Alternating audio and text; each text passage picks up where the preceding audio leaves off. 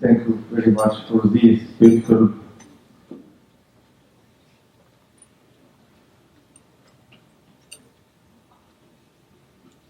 what do you call it? myOS. myOS. I'm just joking with it. Okay, I want us to talk with you about something so important for all of us, which is how to organize our spiritual life.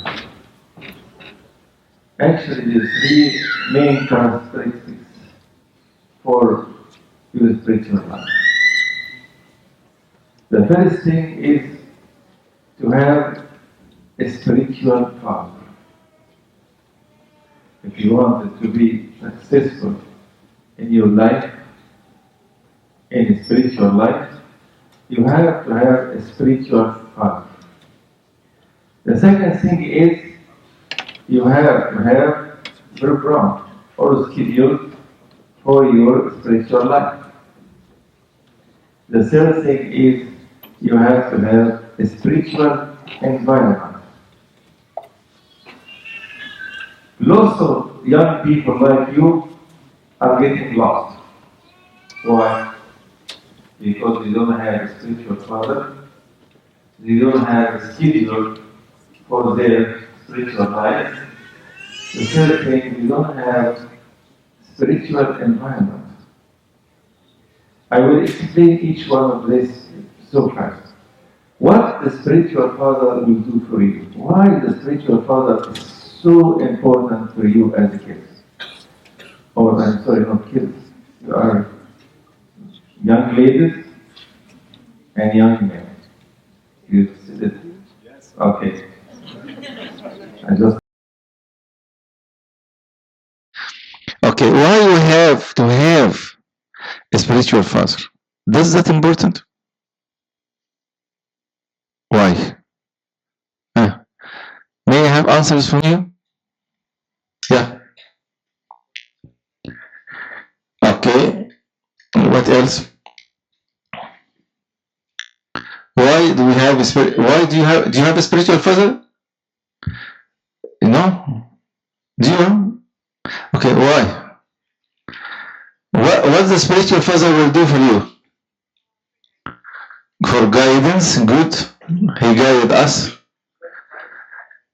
Good advice. Give us good advice. Okay. What else? So the spiritual father is so important. He guides us. He supports us. He encourages us. When you fell down, he will encourage you. And he will tell you that your sins are forgiven. So now you are sure that your sins are forgiven. It's written in the Bible. If he said that your sins is forgiven, that means it is forgiven. If not, it's not forgiven. So your spiritual father is so important. He will support you. He will guide you. He will give you advice. If you fall down, he will lift you up. If you don't have a spiritual father, you will lose all these things. Second thing, you have to have a schedule. So schedule for what? A schedule for your praying, schedule how to fast, schedule for your readings. If we don't join schools or universities, I think it's so hard to study at home. Why?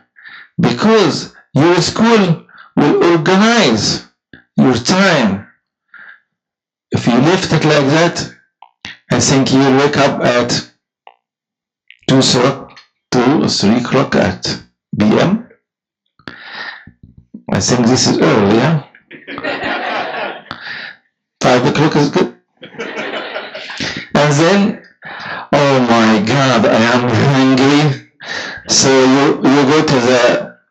fridge, you open the fridge, it's empty. So I have to go out to find something to eat. Oh, you meet some of your friends. Okay, let us go to McDonald's. Okay, let us walk for a while. And then,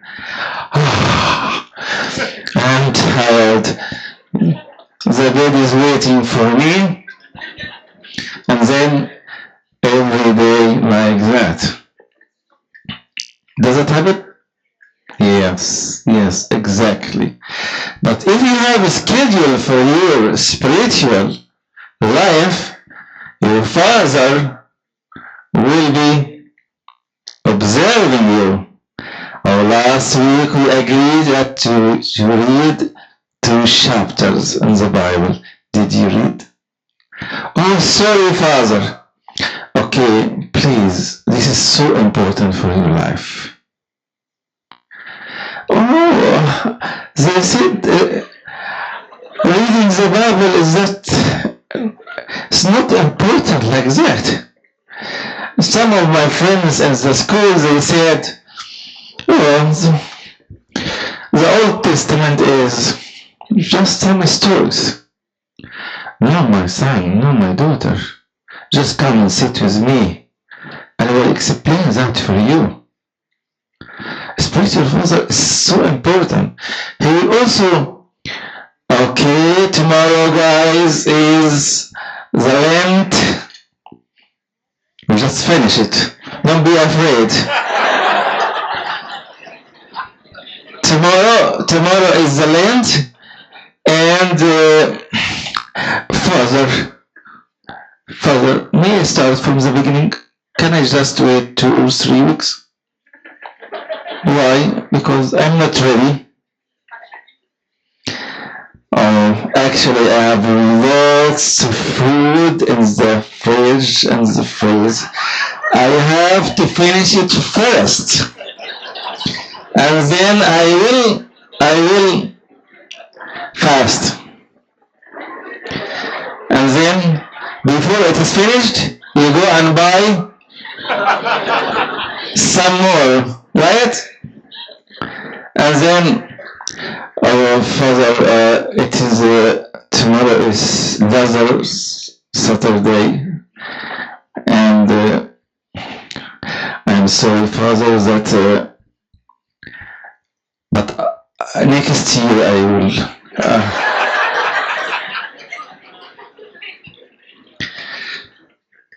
If you put a schedule for yourself, you will be successful. All these things, you will be committed for that schedule.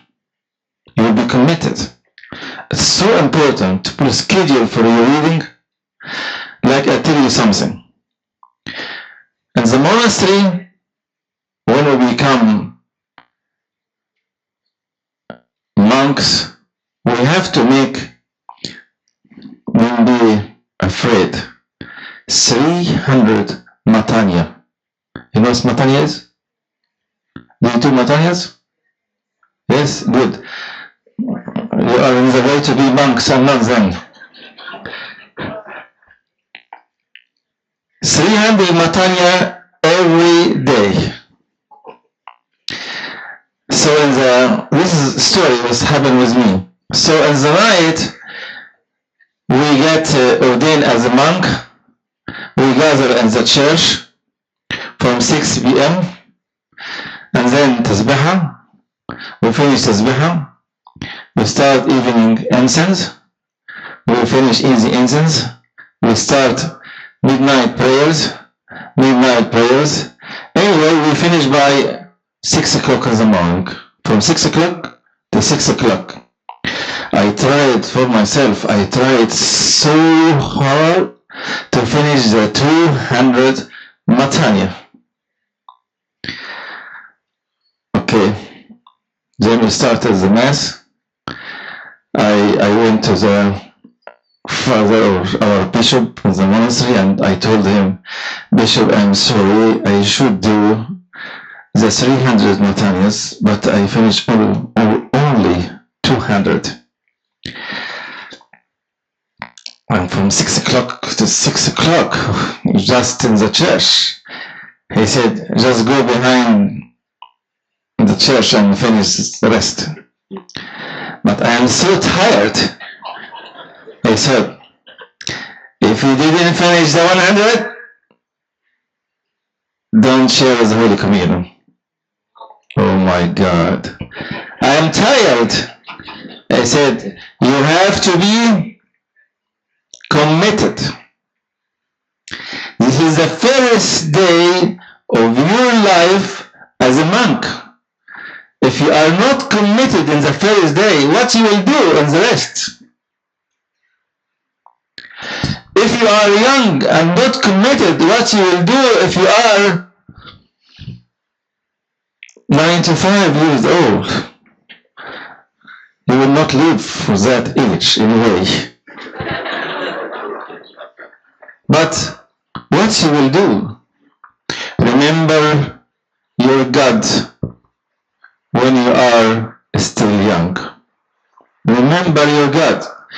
So our Father will teach us how to put schedule for our reading, spiritual reading, spiritual books, Holy Bible, and also fasting. When we start to fast, if you are sick or if you have some problems, just tell your spiritual father. He will manage that with you. No problem at all. No problem at all. The third thing is spiritual environment. One of the most important things is your family. The second thing is your friends. The third thing is your teachers, school teachers. Let us talk about each one of these things for minutes. Your family. If your family are spiritual persons or spiritual parents, you will be spiritual. It's like tree. The bad tree produce bad fruits. The good trees produce good fruits. Your friends, just I want to ask you very important questions. Who teach you about? Of course you are pure. I know you are all of you are pure. Pornography. Who teach you all these things? From where you know that? May I have answer? Friends. Friends. Who teach you to smoke for men? Ladies don't smoke, right? Is that a joke? Do you smoke? I'm sorry, I come from Egypt.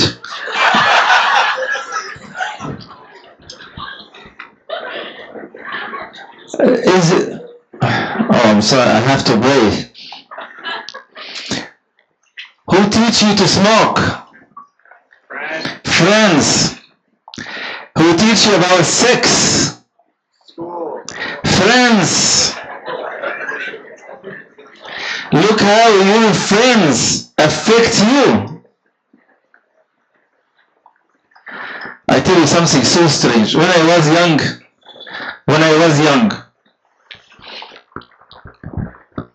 I think I was 16 years old. 16 years old. 16.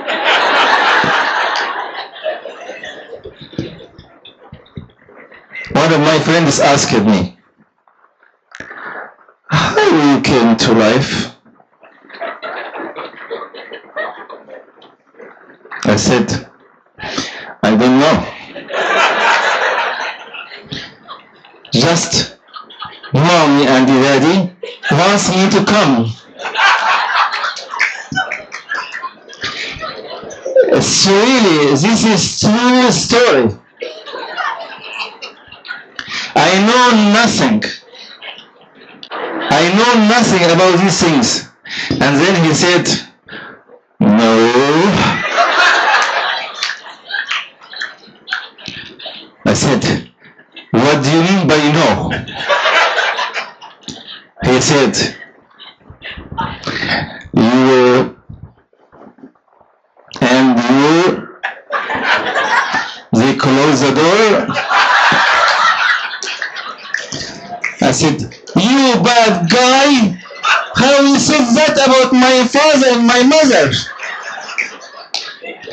And I left him, and I didn't want to talk with him again because he is teaching me bad things. So this friend was the first one to teach me or to tell me how I came to life. Of course, we studied that in the school, but this was a studying. Just we memorize it and put it in the exam, and that's it. It's not for application.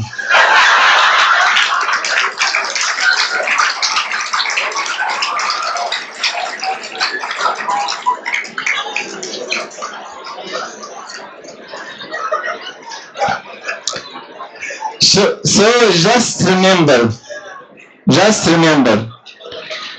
friends, may are they able to spoil your life. So please, don't listen to your friends. If they tell you something, just ask your spiritual father. He will explain it to you. I tell you another little story about how your friends affected you and destroy your life if you just, as a blind man, obey them. A person called Magdi. That Magdi was really, he was genius. You know, he was in private school. His family, so rich family. So they send him to private Catholic school, as you said it here. And then in the grade 12, he has very high marks, so he joined medicine. In the first year of medicine, he got A plus for all subjects. Second year, A plus for all subjects. And then one of his friends asked him, "Oh my God, you are so smart guy. May I study with you?" So he told him, "Okay, I want to help. I'm Christian guy and I want to help you. The Bible asks me to help." So he stayed with him overnight, and he said, "I'm sorry, I got headache. Okay, may I give you aspirin?" He said, No. Aspirin doesn't make anything. What do you take?" He said, "I have something special." So he opened his pocket and get something special. And then, oh my God, I feel high. Then the headache disappeared. After 2 or 3 days, the same thing repeated. So this magazine got headache. So he told him, "May I have one of things you are using? I don't know what is that." He said, "This is something special." Okay, give me that special. He took that special. After a while, he found himself addicted to the drug. So that friend bring 2 or 3 friends.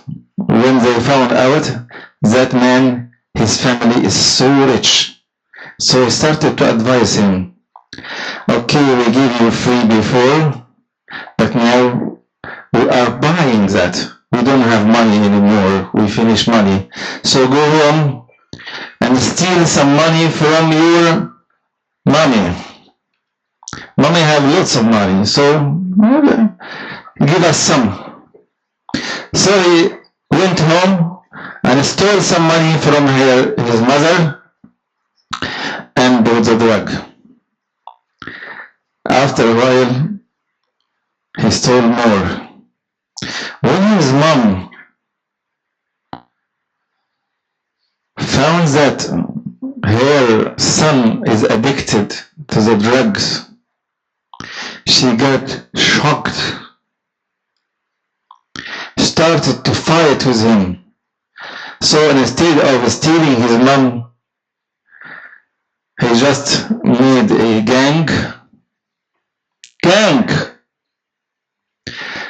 with that friend and other friends, started to attack houses to steal money. And while they are attacking some houses, he himself, Magdi, killed 2 persons. Oh my God. Magdi. Yes, the bad friends. The bad friends. Then in one time, the police caught him, and he was accused for being a thief, and the court said 3 years in prison. So he was imprisoned for 3 years. While he was in prison, he found spiritual father, the one who loves us and cares for us, and then run after each one of us to save his life. He met Magdi in the prison. He told him, my son, will you confess your sins so God will forgive you? He said, yes, Father, I will. So he confessed all his sins, that he stole lots of money, and he's addicted to drugs, and he killed 2 persons. So the spiritual father told him, did you confess that in front of the court? He said, no. If I confess that, they will hang me. I will be punished by hanging me and be dead. Father, you want me to die? He said, no, my son, but you have to confess. And that night, Our Lady, Mother of God, appeared to Magdi at night and told him, Magdi, obey your spiritual father. He told her, I will be hanged. She said, I know, but you have to confess, and you will be punished on earth while you are on earth. And then, when you hang it up, I will be waiting for you at heaven. Bad friends